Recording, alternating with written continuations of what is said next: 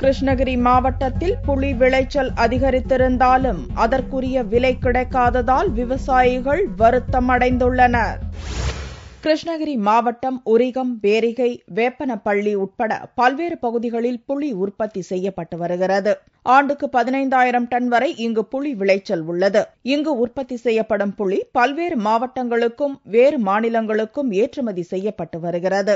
நாட்டிலேயே ரஞ்சிக்கு அடுத்தபடியாக கிருஷ்ணகிரி பழையப்பேட்டை புளிச்சந்தைதான் பெரிய சந்தையாக விளங்கி வருகிறது. சீசன் காலங்களில் வாரம் இருமுறை இங்கு நடக்கும் சந்தை பிரசித்தி பெற்றது. தற்போது புளியின் உற்பத்தி அதிகரித்து உள்ள நிலையில் இந்த சந்தைக்கு சுற்றுவட்டார பகுதிகளிலிருந்து புளி மூட்டை மூட்டையாக வந்து குவிகிறது. விளைச்சல் அதிகரித்திருந்தாலும் அதற்குரிய விலை கிடைக்காமல் விவசாயிகள் வருத்தமடைந்துள்ளனர். மாரண்டல்லியில இருக்குறங்க, அங்கிருந்து கிருஷ்ணகிரியில நல்ல விலை போகும்னுட்டு எடுத்துன்னு வந்தங்க. இங்க 16-18 ரேஞ்சு தாங்க போகுது. கூலி வேலை வந்து ஒரு ஆளுக்கு வந்து ஆண் ஆளுக்கு 350 ரூபாய், பொண்ணு ஆளுக்கு 150 ரூபாய் ஆகுதுங்க.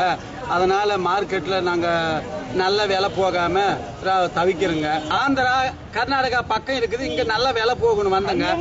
அங்கங்க சரக்கு அங்கங்க நிக்குதுங்க. அப்படியே விலை போகாம நாங்க ரொம்ப தவிக்கிறோங்க.